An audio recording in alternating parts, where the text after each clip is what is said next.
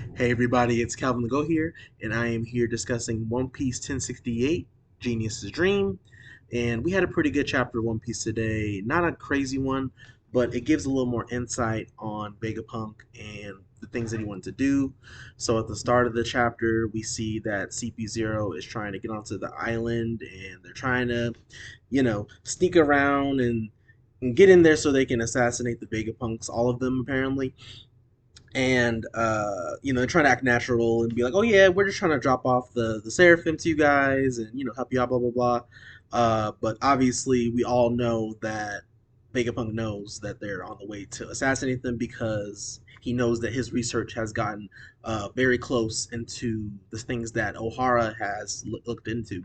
So he knows that eventually they're going to try to kill him, and he knows that these guys aren't just here to drop off the seraphim and be nice and friendly. He knows that they're there to kill him and all of his Vegapunks, right? And so Lucci has, which is really interesting to me. So Lucci has the the Kuma seraphim teleport all of the CP0 onto the island, and so they were just not prepared for that at all. They thought they were just gonna try to fight off the sea beast at the sea, and but no, they had them teleport into the island. Obviously, they can't stop them. And then after that, we get to see Vegapunk talking to Luffy and Jinbe, and he was talking about how he wanted to make an energy source that could sustain the whole world. So uh, the world won't have to have war. Basically, it's kind of, I think it's similar to kind of like how the world, like where a lot of wars in the United States are over oil and stuff like that, and in real life. So I think basically what he's just trying to say, he's trying to create an energy system that could really sustain things, and there won't be no more wars for power, basically. And I think that power is the eternal flame that one of the Vegapunks were talking about, one of his many six paths of pains, you know what I'm saying? But no, I think that's a pretty interesting dream for Vegapunk. I wasn't sure what his overarching goal would be, but now that we see that his main thing, he wants to have an energy system that can sustain the world so we can stop war. So he is, pacifist. He doesn't want to have wars everywhere. That makes sense. So I think it's obvious at this point he's a good guy. A lot of people were kind of like, okay, maybe he'll be a kind of a bad guy kind of thing. Um, I just don't think that's the case at this point, right? I think he's showing his true colors. I think he's showing that he's a good guy. He really just wants to help people out, and he wants to stop war. And I mean, obviously, I think it's impossible to stop war just for one thing. I mean, that energy source really would help, especially if Jinbei and Vegapunk were talking about how a lot of the wars in the One Piece world are over energy sources, right? And so that's pretty interesting there. Um, and as that is happening, CP0 is exploring the island, and looking around. And Stussy, I guess she did a lot of research on the island before they came in, because Kaku was interacting with different things, and running into traps and all that kind of thing. And she knew about it apparently, but just didn't say it for some reason. I don't know if she got beef with Lucci and Kaku, but I don't know. For some reason, she was just not letting her teammates in on the information that she gathered apparently.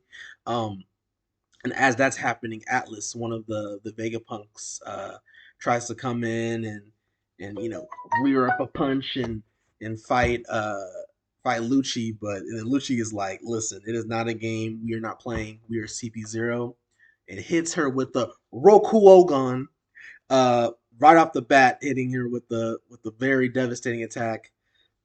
Ouch! Right? It's like he transformed. It's funny. I know this is kind of a tangent here, right?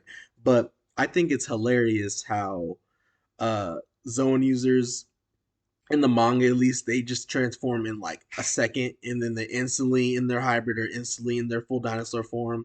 Like I remember when Luffy and Zoro were trying to get to the roof, they're trying to gum gum rocket up to the roof, and Queen instantaneously turned into his full dinosaur form and bit them and threw him out the sky. So it's like they can transform so quickly, and it makes sense because think about it, Lucci's probably had this fruit for a long time, so he has mastery of the fruit. and you use it every day, every single day to complete his assassinations. So it's gonna make sense that Lucci can transform so quickly. He transformed immediately. Rokuagan, her face exploded. I'm like, bruh, she got messed up. I know she's not a real person or anything. She's a robot, but I think Luffy is gonna want to go hard for her because she gave her food. She gave him food, and Luffy kind of has this little thing where, oh yeah, I also didn't talk about how at the end of the chapter, right after the Rokuagan, um, Luffy and Luffy's group runs into CP0. So I'm really excited to see what happens there. I don't know if Luffy's gonna really fight Lucci. I don't even know if Lucci's strong enough to defeat Jinbe, or I don't know if it's gonna be a Jinbe versus Kaku. I don't even know what's gonna happen here. They may not fight at all. They may just kind of avoid each other, and I don't know. I want to see what Lucci's reaction will be to seeing Straw Hat, because I think if he sees Straw Hat, he's gonna think, okay, Robin's around here. I think that's what he's gonna think about, or maybe he just think about, oh yeah, I want to run the fade with Luffy. But at this point, he should know that Luffy defeated Kaido, so I'd assume he knows that he can't hang with Kaido in a one-on-one fight. So I think he's just not even gonna fight him at all. But who knows? We'll see what happens there. But at the end of the day, this is a pretty solid chapter of One Piece today, guys. I'd give it a 7.5 out of 10. Um, I'm really excited to see what happens next. I want to see if Lucci and Luffy will fight. If they fight, we can probably get a better grasp of how strong, how powerful Lucci is. But if they don't fight, or if it's like a little gimmicky fight, that's fine too. I kind of just want to see where Oda goes with it. A lot of people had Lucci's group running into Zoro, but they also didn't think about, the teleportation thing. So yeah, it was a pretty interesting chapter of One Piece today. I will try to do a discussion video this week. I appreciate all of you guys for subscribing and liking and commenting. Um, Make sure to share the video as well. Calvin the Goat signing out. Have a good day, guys.